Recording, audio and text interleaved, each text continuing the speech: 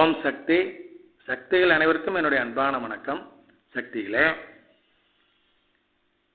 திருச்செங்கோடு வட்டத்தில் இங்கே பட்லூர்னு சொல்லி ஒரு ஊர் இருக்குதுங்க.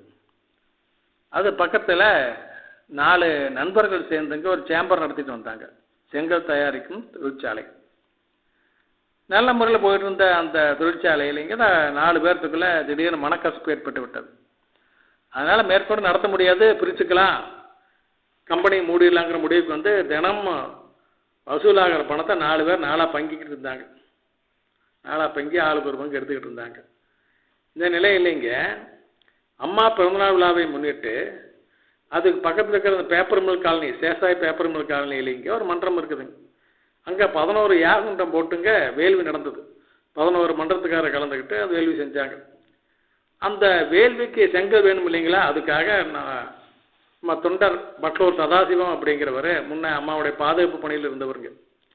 அவர் இந்த சேம்பர்காரரை அணுகி ஒரு 1000 செங்கல் கொடுங்கன்னு கேட்டார். அவங்களும் கொடுத்தாங்க. அதை கொண்டு வந்து யாகண்டம் கட்டி யாகமெல்லாம் சிறப்பாக நடந்து முடிஞ்சதுங்க. அதுக்கு பின்னால் என்ன அதிகம் நடக்குது பாருங்க.